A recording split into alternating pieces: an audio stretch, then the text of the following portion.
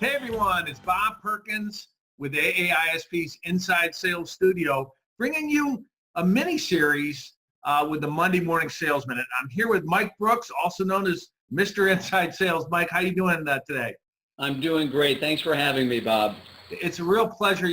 Mike, you and I have talked over the years. I know we've done some webinars together. You've been involved in some of the chapter meetings. And in fact, you'll be out at the Leadership Summit coming up in April. Excited to have you.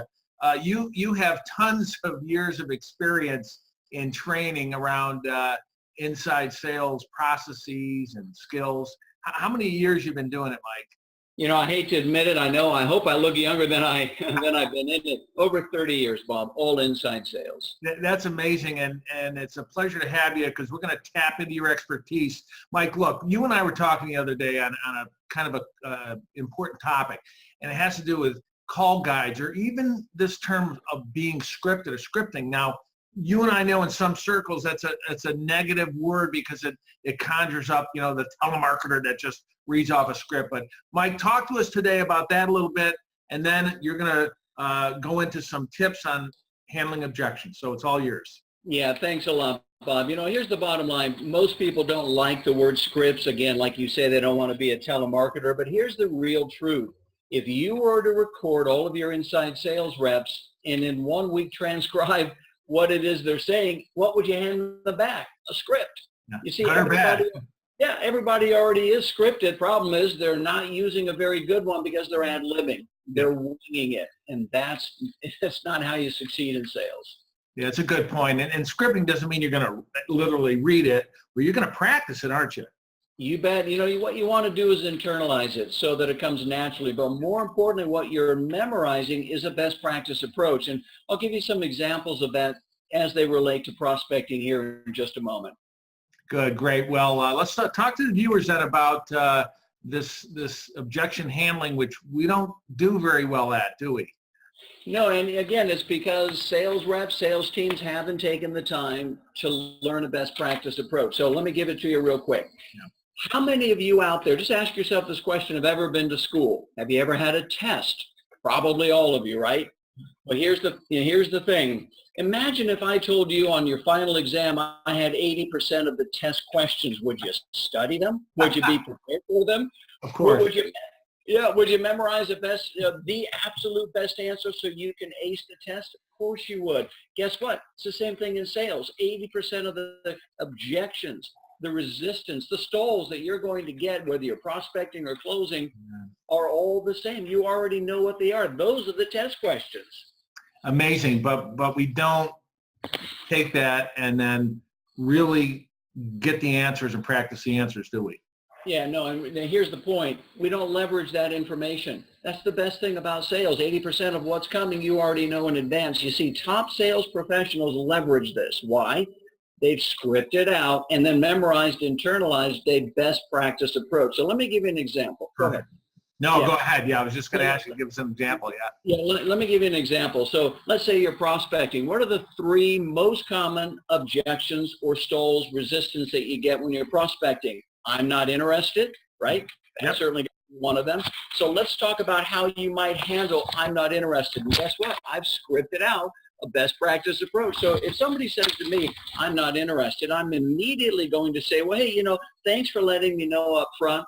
And if I were to get back to you in the future, what would I have to know for you to be more open to something like this? So what have I done? I've circled back around. I've immediately handled it. I'm not umming or awing, and I'm opening up the conversation. Here's another one. I'm not interested.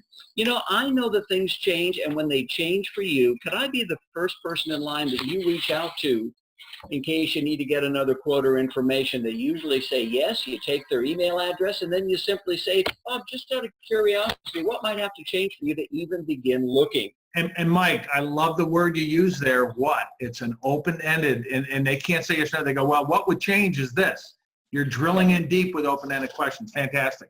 How about, Mike, what about, I hear this one all the time, and we just have another minute here, and I think this will be a great one. I get this, and I hear this all the time. That looks pretty interesting, but I need to think about it. Can you send me some information on the product or solution? We hear that all the time. Yeah, here's the way to handle that. It's great. Two ways to go. You bet I can. What's your email address? You take that and you say, okay, then what you do, Bob, is you send the information right there. And then you say, you know, I just sent it. Now, while you open that, let me ask you a quick question. How do you get involved in the ordering? So what have you done? You've totally eliminated that stall because you're prepared. Let me give you another one. You know, I'll be happy to do that, but you know, but once you see the material, you'll probably have some more questions, probably more than you'll have answers. So let's do this. I'll spend just a couple of quick minutes with you and just see if this is even a fit for you. If it is, be happy to send the information. Let me ask you, and you go right into it. I love it. You know, so many reps go, yeah, what's your email? Oh, by the way, is it okay if I follow up in 2 weeks? And the person usually says, yeah, sure. You know what happens? A lot of times they don't even follow up. But what you've done is you've kept that alive. You also did something, sure, I can do that. I understand how you feel. You gave a little empathy, but then you kept asking open-ended questions to try to find out maybe what the real need or pain is or what have you. Yeah. That's and great. Just in a nutshell, this is a best practice approach. Again, I already know what's coming on the exam. I get it all day long. I'm going to prepare the best answer. Suddenly it takes all the stress away from me as a sales rep. It makes me successful. Practice those talking points. You know the objections you're getting out there if you're in sales because you hear them all the time. Let's not just close the door on them. Use some of what you heard from Mike. Mike, I know you have a lot of resources out there for the viewers that maybe have more questions for you or maybe want to connect with you or learn more about you and what you do. What's the best way for them to do that? Go right to my website, www.mrinsidesales.com. That's mrinsidesales.com. I've got books of phone scripts that have all these things written down. It's a no-brainer.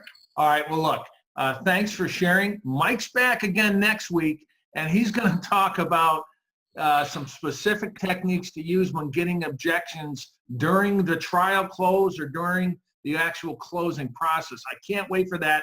Viewers, stay tuned. Make sure you get back to us. Give us some feedback. We'd love to hear how you're handling objections and if some of these tips help.